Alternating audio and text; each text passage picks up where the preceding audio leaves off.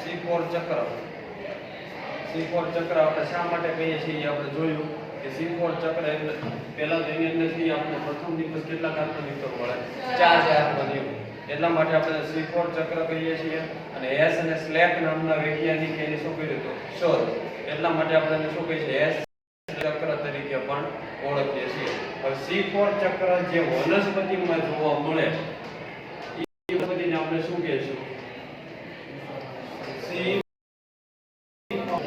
વનસ્પતિ. અને C4 વનસ્પતિ અંદર આપણને જોવા મળશે કેવી વનસ્પતિ બધી જોવા મળે? એક દળી વનસ્પતિ. એક દળીની અંદર દાખલા તરીકે આપણને મકાઈ છે, જુવાર છે, આ સિવાય શેરડી છે, ઘઉં છે, આ બધા વનસ્પતિની અંદર આપણને કયું ચક્ર જોવા મળે? C4 ચક્ર છે એ આપણને જોવા મળશે. અને આ બધી વનસ્પતિને આપણે શું કહીએ છીએ? C4 વનસ્પતિ. તો C4 ચક્ર છે એની આપણને કંઈક વિશિષ્ટતા છે જોવા મળે. શું જોવા મળે છે? અને આ વિશિષ્ટતા છે આપણને C3 ચક્ર કરતા C4 ને કંઈક અલગ પાડે છે. તો મેઈન વસ્તુ શું છે? તો કે C4 છે C4 વનસ્પતિઓ ઊંચું તાપમાન અને ઊંચા ઓક્સિજન સામે કાર્ય કરે. કારણ કે જો એક વસ્તુ છે કે રૂબિસ્કો એન્ઝાઇમ આવ્યો હતો. તો રૂબિસ્કો ની અંદર બે વસ્તુ તમને લખાયેલી, કાર્બોક્સાઇલેજ અને ઓક્સિજનેઝ. કાર્બોક્સાઇલેજ છે એ ક્યારે કામ કરે? CO2. અને ઓક્સિજનેઝ ક્યારે કામ કરે? O2. તો જો વધારે ઓક્સિજનનું પ્રમાણ હશે તો ગ્લુકોઝ અણુ બનશે નહીં. અને આખી જે પ્રક્રિયા આખું ચક્ર છે ને C4 ચક્ર કે C3 ચક્ર કેવું થઈ જાય? બંધ થઈ જાય. પણ C4 વનસ્પતિ છે એ ઊંચા તાપમાન અને વધારે ઓક્સિજન સામે પણ પ્રક્રિયા કેવી રાખશે? શરૂ રાખશે. એટલે અહીંયા C4 વનસ્પતિઓ આ બંને સામે છે શું દર્શાવે છે? પ્રતિકારકતા. શું દર્શાવે? પ્રતિકારકતા. એટલે કે 20 થી 30 ડિગ્રી સુધીનું તાપમાન કે ઊંચો ઓક્સિજન હશે તો એને અસર થશે નહીં. આવું શા માટે નથી થતું? તો કે એની અંદર બે પ્રકારના હરિતકણ આવેલા હોય. કેવા? બે પ્રકારના હરિતકણ જોવા મળે. કોની અંદર? ની અંદર. આ બે પ્રકારના હરિતકણમાં એક હરિતકણ આપણને જોવા મળે ગ્રેના વિહીન હરિતકણ અને બીજા છે આપણને જોવા મળે ગ્રેના યુક્ત હરિતકણ. હવે ગ્રેના વિહીન કોને કહેવાય? તો કે આપણને ખ્યાલ છે કે એની અંદર 12 હરિતકણ કેવી રચના છે પણ એની અંદર ગ્રેન આવેલી હશે નહીં. એની અંદર ખાલી આ રીતના આપણને આવો પટલ જોવા મળે કે જે આપણે કહેતા હતા આંતરગ્રેનમ પટલ, પણ ક્યાંય જોવા નથી. અને ગ્રેના યુક્ત તો એની અંદર હરિતકણ છે એની અંદર આપણને આ શું જોવા મળે છે? ગ્રેના. અને એને જોડતા આંતરગ્રેનમ પટલ. તો ગ્રેના યુક્ત અને ગ્રેના વિહીન બે પ્રકારના હરિતકણ આપણને શેમાં જોવા મળે? C4 વનસ્પતિની અંદર. હવે C4 વનસ્પતિની અંદર છે એ આપણને બીજી એક વિશિષ્ટ રચના જોવા મળે. એક આપણે શું જોયું? બે પ્રકારના હરિતકણ. આ સિવાય એની અંદર આપણને વનસ્પતિમાં જોવા મળે ક્રેન્ચ પેશી રચના. શું જોવા મળે? ક્રેન્ચ પેશી રચના એટલે શું? દાખલા તરીકે આપણે ઉપરી અધિસ્તર છે, આ અધ અધિસ્તર. તો આને આપણે ઉપરી અધિસ્તર, આ નીચે આપણને શું જોવા મળે છે? એ વચ્ચે વાયુતંત્ર આવેલા છે. તો આ આપણે દોરીએ છીએ વાયુતંત્ર. હવે આ બંનેની વચ્ચે આપણને ખ્યાલ છે કે અહીંયા આપણે દોરતા હતા લંબોદર કોષો, પેશીના કોષો આવેલા હશે. નીચે પણ કયા કોષો આવેલા છે? લંબોદર પેશીના કોષો. વચ્ચેના ભાગમાં આપણને શું જોવા મળશે? અથવા તો આપણે ઉપર લંબોદર દોરતા હતા, નીચે શિથિલોતક દોરતા હતા, અથવા તો બે બાજુ દોરીએ છીએ. વચ્ચે આપણે દોરીએ છીએ શું દોરીએ છીએ? શિથિલોતક પેશીના કોષો. અને અહીંયા આપણને જોવા મળે શું જોવા મળે? ફ્રેન્ચ પેશી રચના એટલે શું? તો કે આ વાહિપુલની ફરતે એક કોષોનું આવરણ આવેલું છે. શેનું આવરણ આવેલું છે? કોની ફરતે? વાહિપુલ. આ કોષોને આપણે કહીએ છીએ પુલ કંચુકના કોષો. શું કહેવાય? પુલ કંચુકના કોષો, અથવા તો એને આપણે કહીએ છીએ bundle of sheath cell. Bundle એટલે શું? વાહિપુલની ફરતે આવેલા કોષો. ઉપરના કોષોને આપણે શું કહેતા હતા? લંબોદક કોષો. ઉપરના ભાગને ઉપરી અધિસ્તર અને અધ અધિસ્તર. અને અહીંયા આપણને શું જોવા મળે? અધ અધિસ્તરમાં વાયુ રંધ્ર. વચ્ચે શું છે? વાહિપુલ. હવે આ જે કોષો છે ને, પુલ કંચુકના કોષો, એ અહીંયા જોડાયેલા છે. કોની સાથે?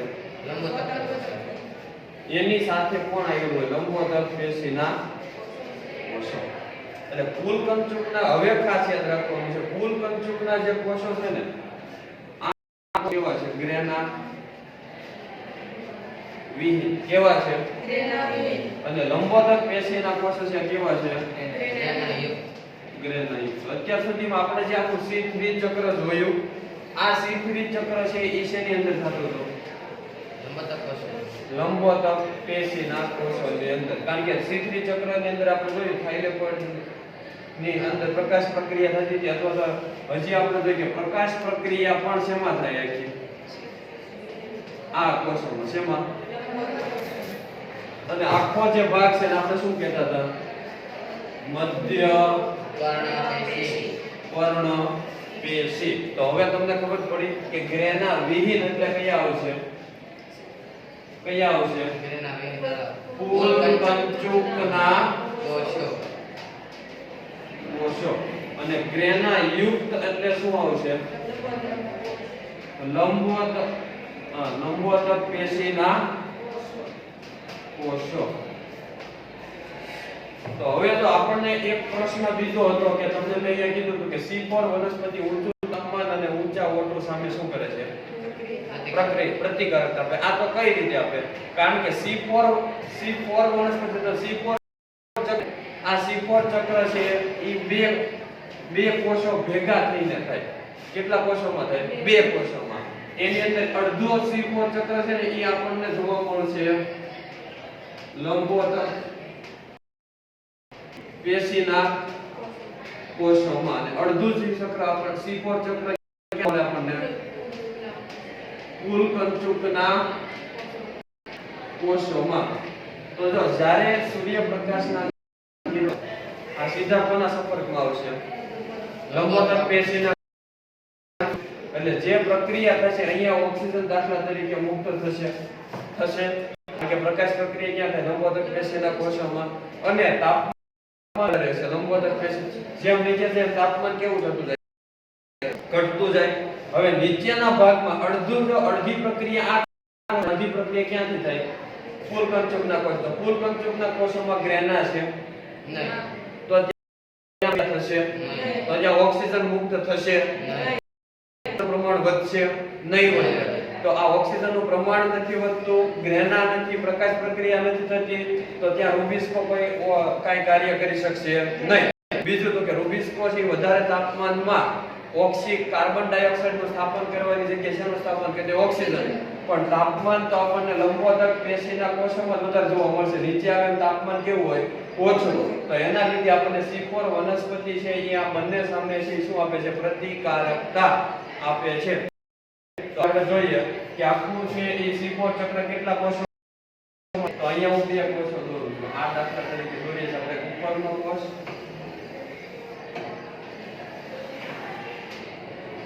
અને એક હું અહીંયા દોરું છું નીચેનો. તો ઉપરનો કોષ છે આપણે શું કહીએ છીએ? લંબોદક કોષો અથવા તો મધ્ય પર્ણપેશી. અને નીચેનો જે કોષ છે આ કોષ શેનો છે? પુલ કંચુકના કોષો છે એ આપણને જોવા મળે. તો લંબોદર પેશીના કોષો છે એની અંદર આપણને શું જોવા મળે? કેવો ભાગ છે? ગ્રેના યુક્ત. એટલા માટે હું દાખલા તરીકે અહીંયા દર્શાવું તો આખો ભાગને ગ્રીન કરીએ તો આપણે એટલે તમને ખબર પડે કે આ ભાગ આખો આપણે કેવો દર્શાવવો છે? ગ્રેના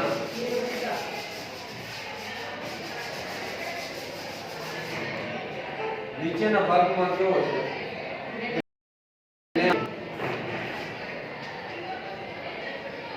ગ્રેના યુક્ત ગ્રેના વિહીન છે આપણને જોવા મળે. હવે પ્રક્રિયા શું થાય છે? આની ઉપર કયો ભાગ આવેલો હોય? ઉપરી અધિસ્તર.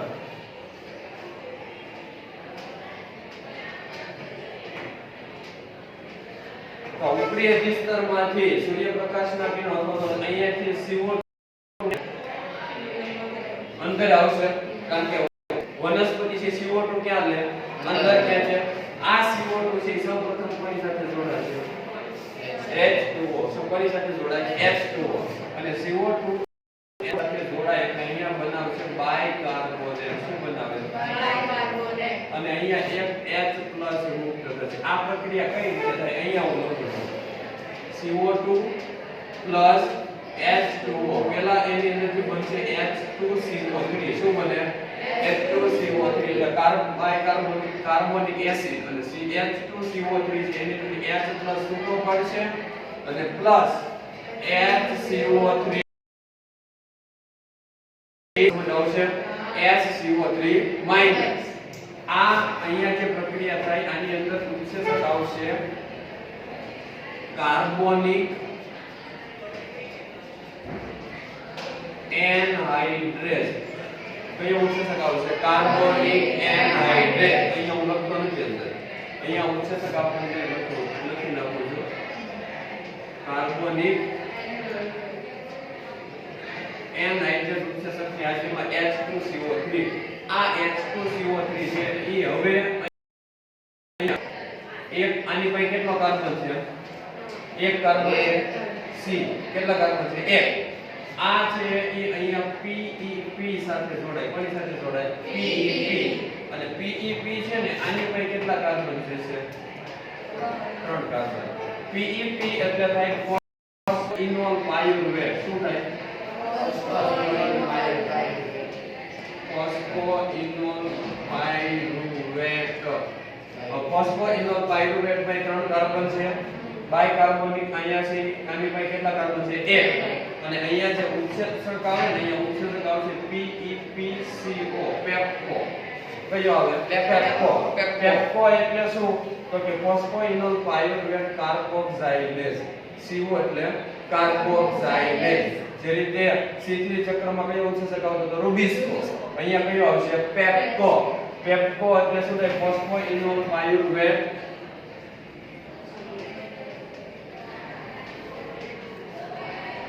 ફોસ્ફોઇનોલ પાયરુવેટ કાર્બોક્સાઇલેઝ આપણને જોવા મળે. આ પેપ્કો ઉત્સેચકની હાજરીમાં જે પહેલી પ્રોડક્ટ બને આ કેટલા કાર્બન યુક્ત હશે? 4 કાર્બન. એને આપણે કહીએ છીએ OAA એટલે કે ઓક્ઝેલો એસિટિક એસિડ. કેટલા કાર્બન યુક્ત બને? 4 કાર્બન. અને એને આપણે શું કહીએ છીએ? OAA. 4 કાર્બન યુક્ત ફૂલ ફોર્મ અહીંયા હું લખું છું ઓક્ઝેલો એસિટિક એસિડ. એટલે ઓક્ઝેલો એસિટિક એસિડ બની ગયું 3 કાર્બન યુક્ત ફોસ્ફોઇનોલ પાયરુવેટ અને 1 કાર્બન યુક્ત SCO3-3. ઉત્સેચક કયો આવશે? પેપ્કો. એની હાજરીમાં ઓક્ઝેલો એસિટિક એસિડ કેટલા કાર્બન યુક્ત છે? 4 કાર્બન યુક્ત છે. હવે આ ઓક્ઝેલો એસિટિક એસિડ છે ઈ ફેરવા છે મેલિક એસિડમાં. શેમાં ફેરવા છે? મેલિક. પણ આ મેલિક એસિડ પણ કેટલા કાર્બન યુક્ત છે? 4. જો અહીંયા બે વસ્તુ બને, કાં તો મેલિક એસિડ બને અથવા આપણે એસ્પાર્ટિક એસિડ બનતો પરથી જોવા મળે. પણ આપણે અહીંયા રાખીએ છીએ શું રાખીએ છીએ? મેલિક એસિડ. હવે આ મેલિક એસિડ જે બન્યો 4 કાર્બન યુક્ત હશે. આ બધી પ્રક્રિયા શેની અંદર થતી રહે ત્યાં સુધી છે? મધ્યપર્ણ પેશી. આ મેલિક એસિડ હવે મધ્યપર્ણ પેશીમાંથી શેમાં આવશે? ફૂલકંચકના કોષમાં. ફૂલકંચુકના કોષોમાં. એટલે અહીંયા આવી ગયું પાછું મેલિક એસિડ. આ મેલિક એસિડ પાસે કેટલા કાર્બન છે? 4. આ મેલિક એસિડ પાસે 4 કાર્બન. આ 4 કાર્બનમાંથી એક CO2 છૂટો પડે. કેટલો? 1. એટલે એક કાર્બન કેવો છૂટો પડ્યો. વધ્યા કેટલા કાર્બન? 3 કાર્બન વધ્યા. તો 3 કાર્બન યુક્ત અહીંયા હવે બનશે Pa. શું બને? Pa એટલે પાયરુવિક એસિડ. શું થાય? Pyruvic acid. અથવા તો આપણે એને કહીએ છીએ પાયરુવેટ. પાયરુવેટ એટલે શું થાય? કેમ કે એક કાર્બન છૂટો પડી ગયો. હવે આ કાર્બન છે પ્રક્રિયા કરશે. RUBP એટલે કે રિબ્યુલોઝ 1,5 બાયફોસ્ફેટ સાથે જોડાશે. કોણ જોડાય? કાર્બન સકાવે રૂબિસ્કો. રૂબિસ્કો. એટલે અહીંયા શું થાય? C3 ચક્ર. C3 ચક્ર. પણ જો એક વસ્તુ C3 ચક્ર નીચેના કોષોમાં થાય છે. તાપમાન કેવું હશે? ઓછું. અને અહીંયા છે એ તાપમાન ઓછું હશે. બીજું તો કે અહીંયા ઓક્સિજન હશે નહીં હોય. નથી તો પ્રકાશ પ્રક્રિયા થતી છે નહીં. તો રૂબિસ્કોમાંથી કોઈ હોય કે ઓક્સિજનની પ્રક્રિયા થશે નહીં. ખાલી અને ખાલી કઈ પ્રક્રિયા થાય? CO2 વડે. એને શું કહેવાય? કાર્બોક્સિલેશન. જે પ્રક્રિયા અહીંયા પણ જે આ પ્રક્રિયા થતી હતી PFO અને SCO3- તો આ પ્રક્રિયાને પણ આપણે શું કહીશું? કાર્બોક્સિલેશન. કાર્બોક્સિલેશનની પ્રક્રિયા થઈ. ઓક્ઝેલોએસિટિક એસિડમાંથી મેલિક એસિડ બન્યું. મેલિક એસિડમાંથી પાછું પાયરુવિક. ના કેટલા કાર્બન યુક્ત છે? 3 કાર્બન. તો કાર્બન યુક્ત પ્રક્રિયા છે એટલે આ પ્રક્રિયાને આપણે શું કહીશું? રિડક્શન. કોનું રિડક્શન થયું? મેલિક એસિડ નો. અને શું બન્યું? પાયરુવિક. આ પાયરુવિક એસિડ હવે પાછો ક્યાં જશે? પેશીના કોષોમાં. અને પાયરુવિક એસિડ માંથી પાછું અહીંયા બનશે PEP. શું PEP એટલે ફોસ્ફોઇનોલ પાયરુવેટ. પણ અહીંયા ATP માંથી જો AMP બને. શું બને છે? AMP. ATP એટલે શું થાય? ટ્રાઇફોસ્ફેટ. આવું લખી શકાય. એક આપણને જે એડિનોસાઇન એની સાથે એક ફોસ્ફેટ, બીજો ફોસ્ફેટ અને ત્રીજો. એમાંથી AMP બને છે. શું બને છે? AMP. એટલે એડિનોસાઇન એની સાથે એક ફોસ્ફેટ. કેટલા ફોસ્ફેટ વપરાણા? 2.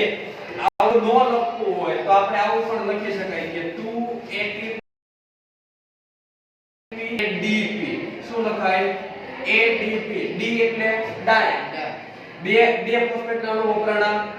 પણ એની આપણે છે તો AMP. તો કેટલા ફોસ્ફેટના અણુ વપરાણા? 2. લખી શકાય આવું. આપણે છે 2ATP માંથી 2ADP. તો એ વપરાય. 2 ડાયરેક્ટ ATP માંથી AMP કરીએ તો પણ કેટલા વપરાય? 2 ફોસ્ફેટના અણુ છે એ વપરાશે. તો અહીંયાથી 2 ATP નો ઉપયોગ આવ્યો. પાછું અહીંયા શું આ પ્રક્રિયાને આપણે શું કહીશું? પુનર્નિર્માણ. તો આપણે છે 3 સ્ટેપ યાદ રાખવાના. આખું C4 ચક્ર છે એ આપણે 3 સ્ટેપ યાદ રાખશું. 3 ભાગની અંદર થાય છે. પહેલા કઈ પ્રક્રિયા થાય?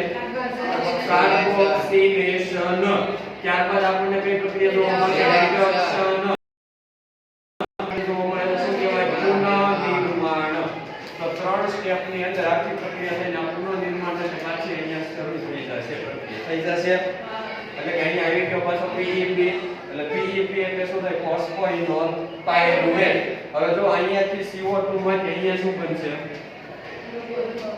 ગ્લુકોઝ બનશે. આખું ચક્ર કેટલી વાર પૂરું થાય? 6 વખત પૂરું થાય. ત્યારે ગ્લુકોઝ યાદ રાખવાનું. જ્યાં C4 વનસ્પતિ હોય, આ C4 વનસ્પતિ C4 ચક્ર અને C3 ચક્ર.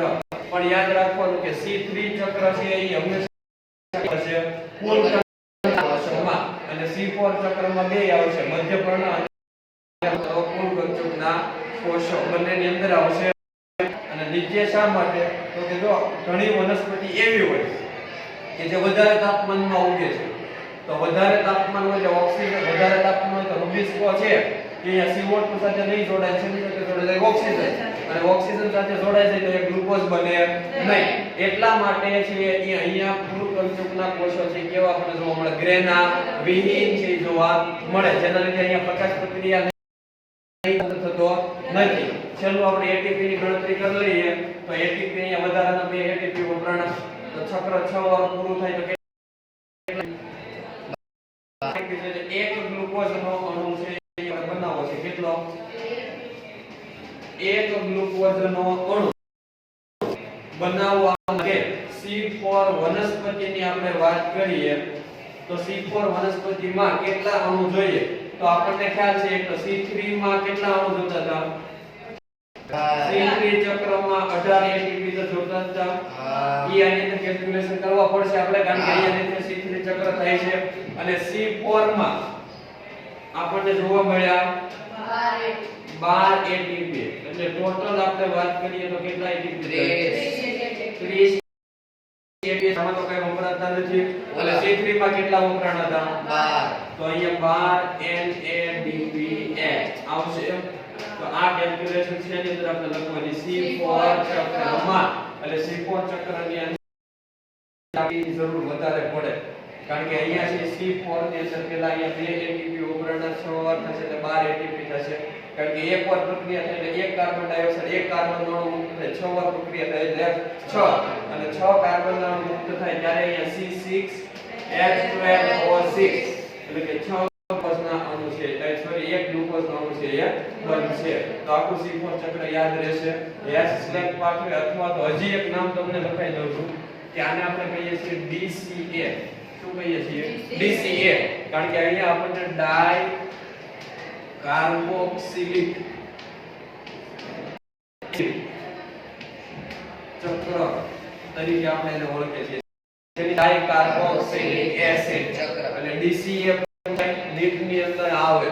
નીટ ની અંદર તમને DCA પૂછે, નીટ માટે છે ને બીજી વસ્તુ યાદ રાખવાની કે રૂબિસ્કો શા માટે અહીંયા ઓક્સિજનનું પ્રમાણ ઓછું હોય, તાપમાન પણ કેવું હોય? નીચે હોય. તાપમાન વધારે હોય, ઓક્સિજન પ્રમાણ વધારે હોય તો રૂબિસ્કો છે ગ્લુકોઝ બનાવવાની જગ્યાએ ઘણીવાર છે બીજી બાય પ્રોડક્ટ બનાવી નાખે, અને જેને આપણે કહેવાય પ્રકાશ શોષણ, ફોટો રેસ્પિરેશન. એ આપણે આગળના લેક્ચરની અંદર જોશું કે શા માટે ઘણીવાર C3 ચક્ર થાય અને એની જગ્યાએ ડાયરેક્ટ ઓક્સિજનનો ઉપયોગ કરી અને રૂબિસ્કો છે ગ્લુકોઝ નથી. તો એ આપણે આગળના લેક્ચરની અંદર વાત